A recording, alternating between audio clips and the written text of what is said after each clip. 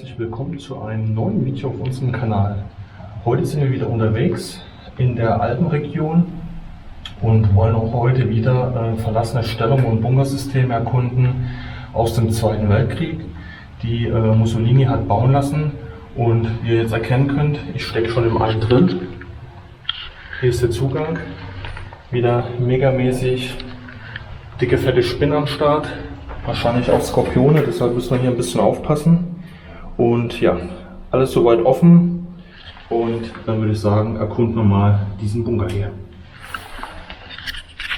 So, zuerst einmal wieder tiefste Gangart. Gucken, dass wir jetzt hier keine Tiere im Nacken haben.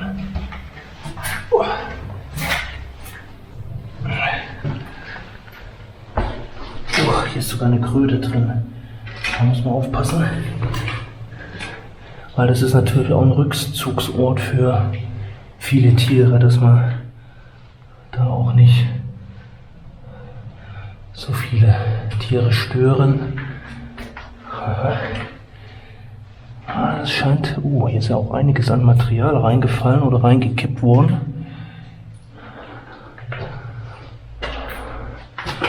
Bei uns ist wieder dieser Betonsockel, wo ich bis heute nicht weiß. Wir haben ja schon mal so eine ähnliche Anlage hier erkundet, was hier oben mal gewesen ist. Ob hier ein Turm verbaut gewesen ist.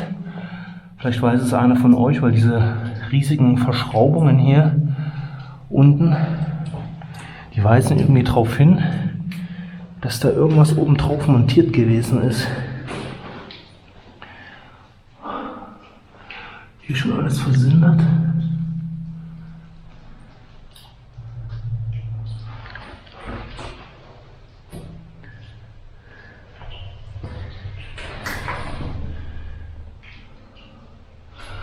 Ein Kabel, was hier zum Teil schon abgemacht wurde. Wir haben mal wieder diese Gittertür, die sehr stabil ist. Kommen jetzt hier. Da ist auch schon wieder eine Kröte da unten. Und ein Salamander, 2 Stück. Aus hier muss man wirklich aufpassen, dass wir hier nicht aus Versehen auf irgendein Tier treten. Okay. Hier gibt es scheinbar dann den zweiten Zugang, richtig. Da oben haben wir noch ein bisschen Schrift, die aber schon sehr abgeblättert ist. Hier wird wieder ein Aggregat gestanden haben. Hier oben ist auch schon eine Spinne, da muss man echt aufpassen, dass man die nicht im Nacken hat.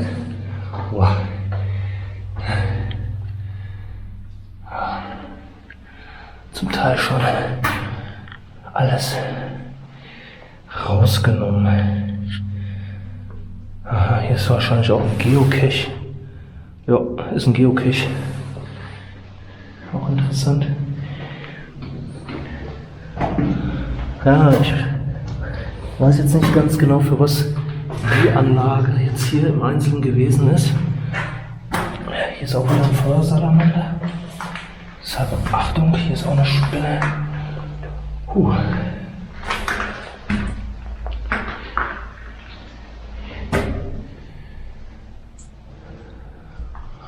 Und das ist wieder so eine zweite Zugangstür. Da war ich auch schon oben und habe dran gerüttelt, aber kein Zugang. Also es ist wieder hier eine kleine Stellung gewesen.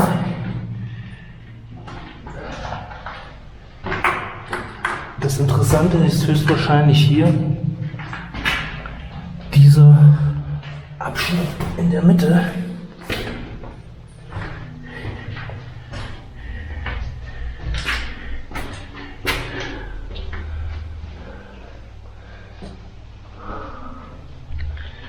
Wo hier das Ganze eingefallen ist. Also das hier, das ist im Prinzip das Zentrum. Ich weiß nicht, ob es irgendwie eine Observierungsgeschichte ist oder ob hier oben wirklich vielleicht ein Gefechtsturm oder ähnliches verbaut war. Aber das sieht irgendwie sehr, sehr merkwürdig aus. Also irgendwas wurde hier verschraubt. Man konnte hier eine Leiter hoch, aber oben ist im Prinzip das Ganze auch verplumpt. Ja, okay. So, jetzt müssen wir aufpassen, hier war auch gerade irgendwo ein Salamander. Hier keine Tierchen tot machen. Okay. Gehen wir erstmal hier raus. Da unten ist noch eine Kröte. Und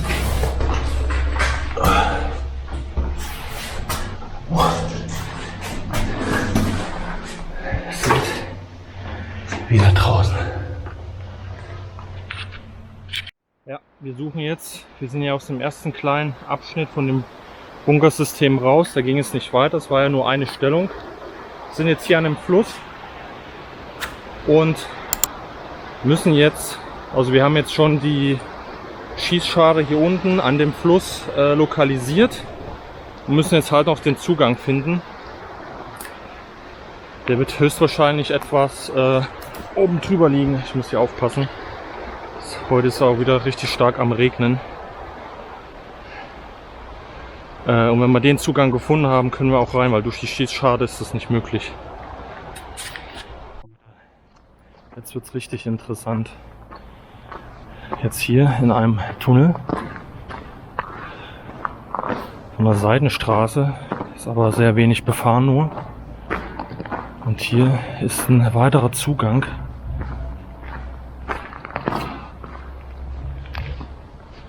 Das ist sehr, sehr interessant. Und zwar da drüben, wo ich hinleuchte. Ist das krass. Okay. Ich gehe rein.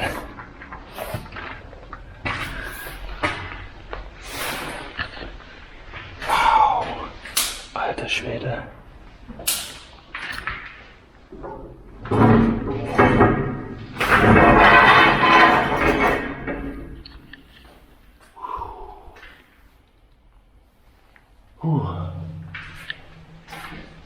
Okay.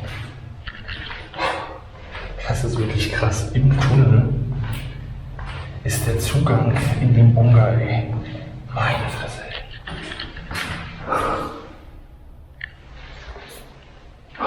Krass.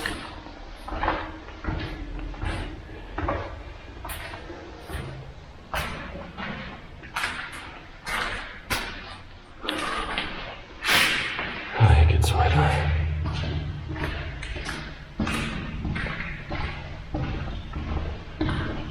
Es ist nicht nur einfach irgendwie ein Gang jetzt von dem Tunnel, das ist ein Bunker. Krass, hier geht es weiter runter.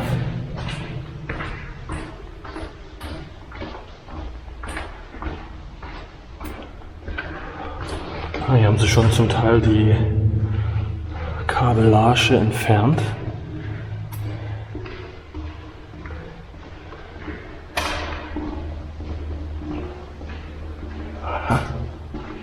So ein ordentlicher Durchzug. Boah, hier geht's auch runter. Hier geht's. Wir haben mal wieder diese, ja, ich sag so gerne U-Boot-Türen. Diese Durchgänge. Wie fühlt man sich in so einem U-Boot? Ich war zwar noch nicht in so einem U-Boot drin. Wow.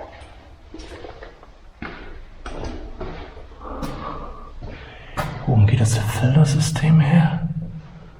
Und hier sind irgendwelche Schiebetüren.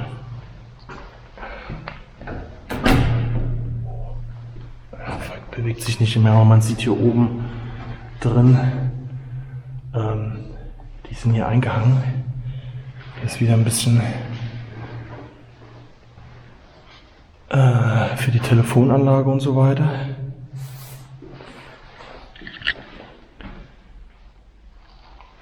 Krass.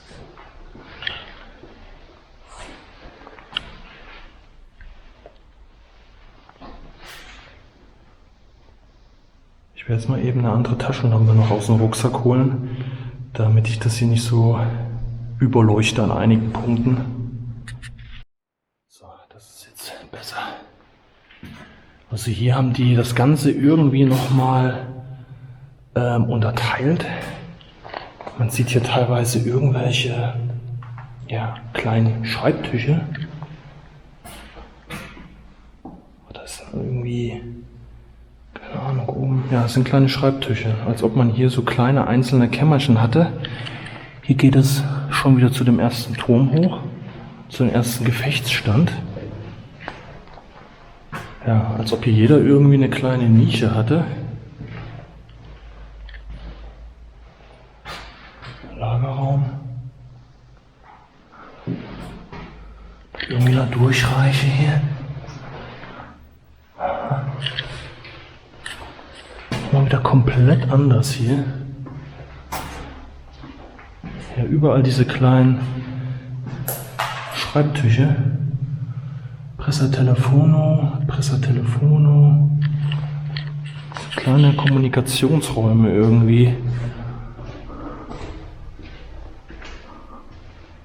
Boah, da geht's auch nochmal runter. Ach du grüne Neune. Das ist hier schon wieder eine richtig große Anlage. Also hätte ich jetzt schon wieder nicht gedacht. Also man sieht ja hier auch noch einiges an Inventar. Irgendwelche Tafeln.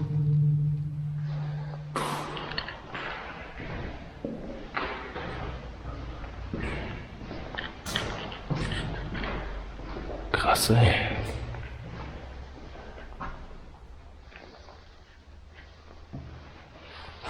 Hier auch. Überall sind noch so Tische drin.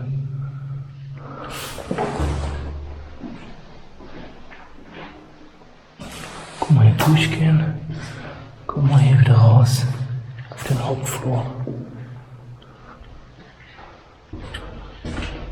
Aha, hier sind Wassertanks. Frischwassertanks. Hier auch wieder diese kleinen Stahlschreibtische.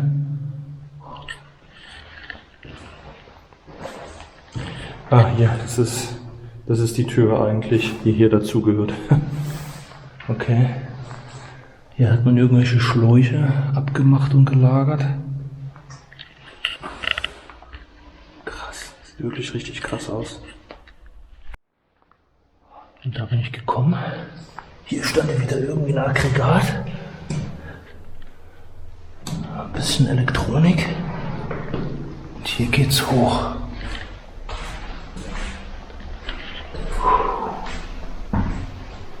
Ah, hier hat man sogar schon so ein Stahlseil, um hier wieder eine Abdeckung, die auch zu ist, zu öffnen. Draußen für die Schade.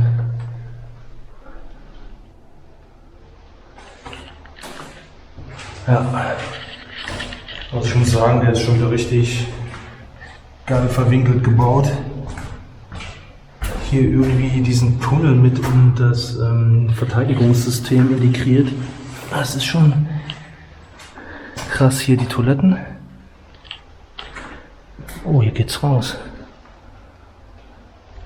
Ah, das ist interessant. Hier geht's auch raus. Okay. Diesen Zugang haben wir nämlich auch gesucht. Ja, hier hat man höchstwahrscheinlich auch irgendwelche Anweisungen. Müsste man dann wieder nochmal übersetzen, weil das müssen immer irgendwelche kleinen Telefonzentralen gewesen sein. Hier sieht man jetzt halt auch immer überall einfach nochmal einen Schreibtisch drin. Das ist dann einfach ein bisschen mehr, was man jetzt hier noch an Inventar sieht, was hier mal drin stand. Und jetzt versuchen wir einfach mal hier einen der Gänge mal abzuzweigen.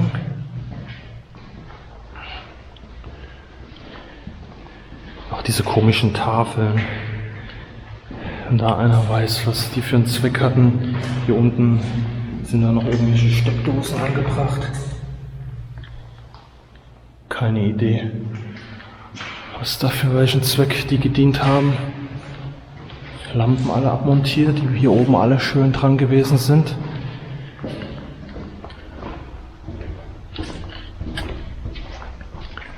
Okay, gehen wir mal hier in den Bereich. Aha, hier sind ja auch irgendwelche komischen Tafeln. Sieht aus wie irgendwie Ja, das ist aber eine Holztafel. Das macht ja keinen Sinn, außer man hat hier irgendwas dran gepinnt. Aber kann ich auch nicht erkennen. Okay, vielleicht hat man hier, vielleicht sind da irgendwie Magnetscheiben dahinter. Dass man hier vielleicht irgendwie Kartenmaterial angepinnt hat. Ach, komisch.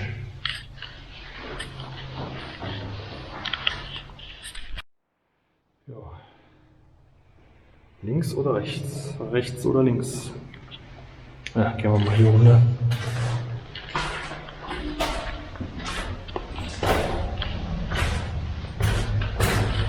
Das ist hier immer, man geht halt immer irgendwie mehrere Stockwerke runter und dann wieder hoch.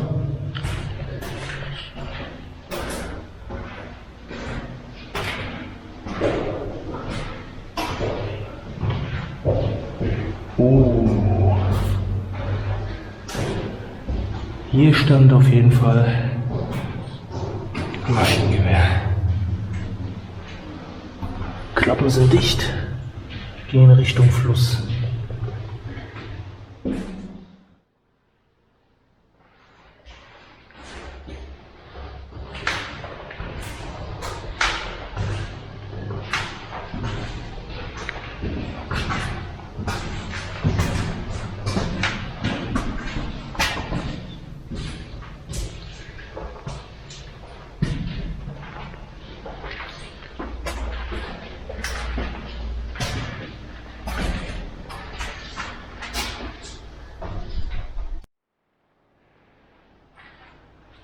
Also hier haben wir wieder eine Stellung, ein Gefechtsstand und neben dem Gefechtsstand führt hier noch ein Weg hoch.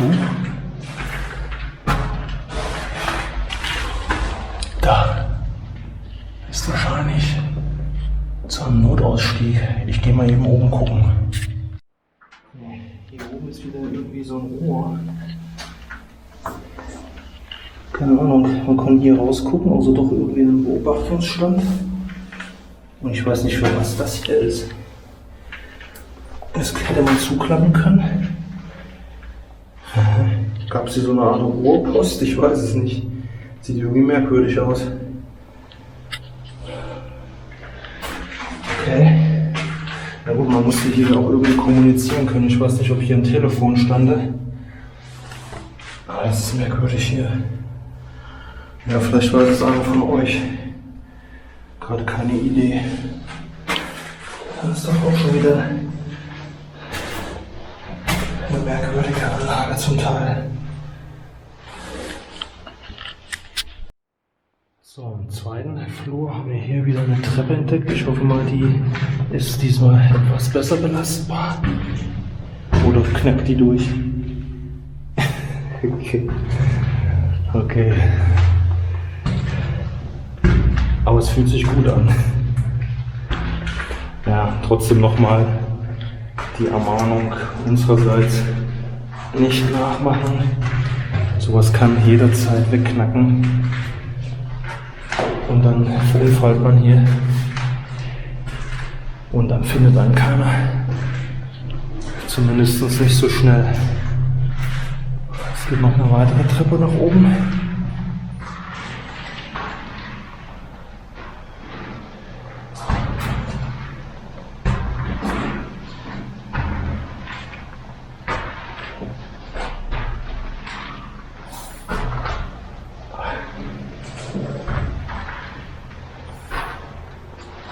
Dann kommen wir da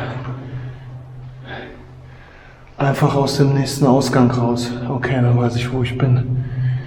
Alles klar, dann brauchen wir jetzt hier nicht weitergehen. Den habe ich nämlich von draußen auch schon gesehen.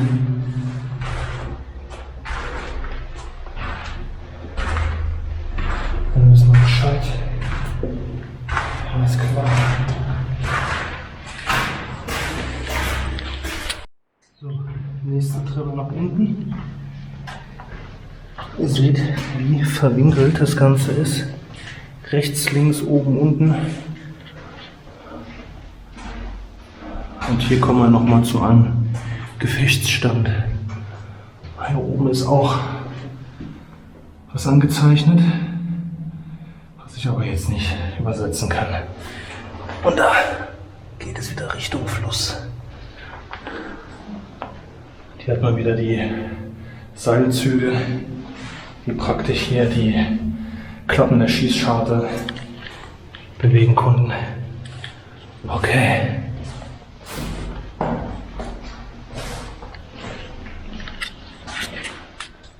So, wie ihr sehen könnt, bin ich hier wieder im Dickicht und suche jetzt noch mal einen zweiten Zugang hier an der Seite, der mit zu diesem System gehört.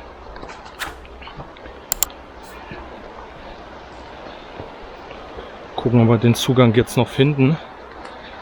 Dann haben wir im Prinzip diese Seite von dem Berg dann auch komplett durchkämmt und wirklich dann alle Zugänge soweit gefunden. Das ist echt klasse. Das hätte ich nicht gedacht. Ja, ich sehe, glaube auch schon eine Nische.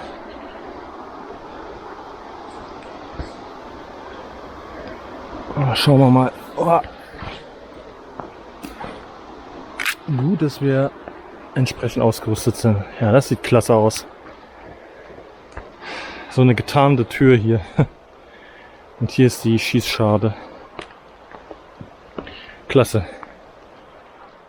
Jetzt müssen wir natürlich gucken, ob das Ganze hier auch offen ist. Yay, es ist offen. Dann mal rein in die gute Stube. Okay. Es halt schon wieder hier. Ui.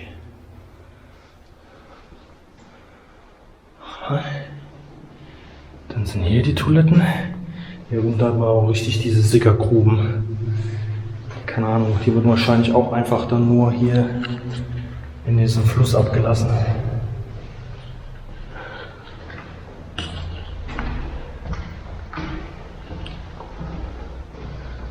Ja, hier mal wieder die Frischwassertanks. Ein etwas kleiner Raum. Die sind hier mal ein bisschen größer. Aber ich glaube, die sind nicht so standardisiert. Das ist hier gar nicht möglich. Dass es hier so richtige Typen gibt. Wobei jetzt hier auch wieder ein großer Raum kommt. Ja, kleine Räumlichkeiten wieder. Da ist aber nichts mehr drin.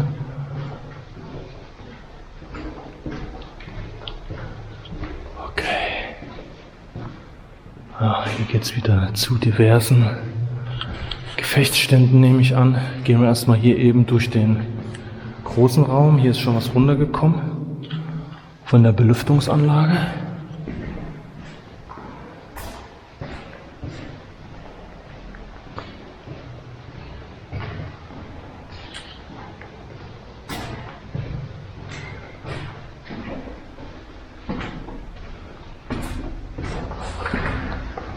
Normalerweise müsste es hier jetzt auch zu so einem Zugang gehen.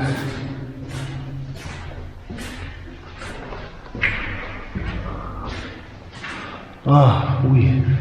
Also hier stand eine große Kanone, definitiv. Wenn man das jetzt mal kurz sieht, sieht man schon den Unterschied. Ne? Hier ist diese Lafette. Ah, man kann es leider nicht mehr erkennen, was hier stand. ELF 2 Schrägstrich irgendwas. Aber man sieht das hier schon, das ist hier deutlich größer als bei den typischen MG-Stellungen. Okay, das geht auch wieder Richtung zum Fluss. Mal schauen, ob ich im Netz nochmal die konkrete Bewaffnung finde. Dann wird man die hier natürlich auch wieder einblenden.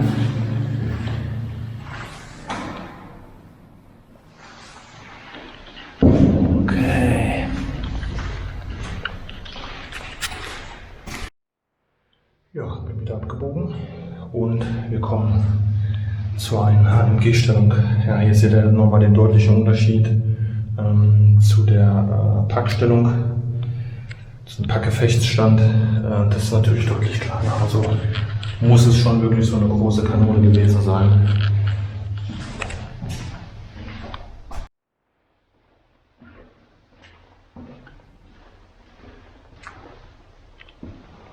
Oh ey. Ich glaube, hier hat es mal gebrannt. Boah, hier wird es auf einmal richtig düster. Ja, hier muss es gebrannt haben. Muss mal die Tasche noch ein bisschen höher stellen. Ach, Manometer. Aber riechen tut man irgendwie nichts mehr. Boah. Das macht das Ganze jetzt nochmal ein bisschen bedrückender, ne?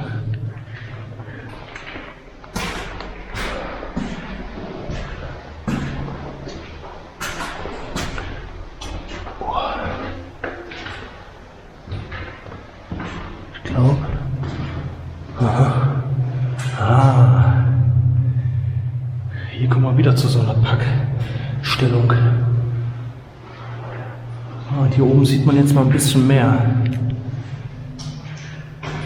Ich kann es schon einer von euch übersetzen und uns in die Kommentare schreiben. Tiro di Notte Ocon Neria Elef 3 Dir 7,5 wird vermutlich die Bezeichnung sein von dem Ganzen hier. Ich weiß es nicht. Schreibt schon mal rein, ansonsten versuchen wir das hier zu übersetzen. So, ich bin jetzt hier in der zweiten MG-Stellung. Hatte schon eine passiert. Hier ist aber nochmal interessant, weil hier nochmal was eingezeichnet ist. Ich würde jetzt gerne direkt schon sagen können, was es bedeutet, aber leider weiß ich es nicht. Aber hier ist echt alles so verschmort. Ich weiß aber nicht warum, weil die Kabel zum größten Teil noch dran sind.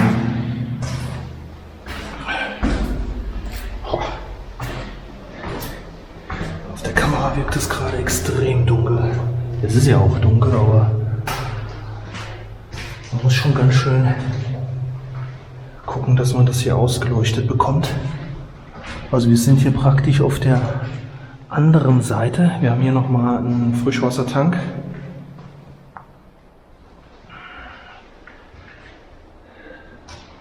Und ihr seht ja, es ist alles. Aber irgendwie darf man das Wasser hier scheinbar auch nicht entnehmen. Aha.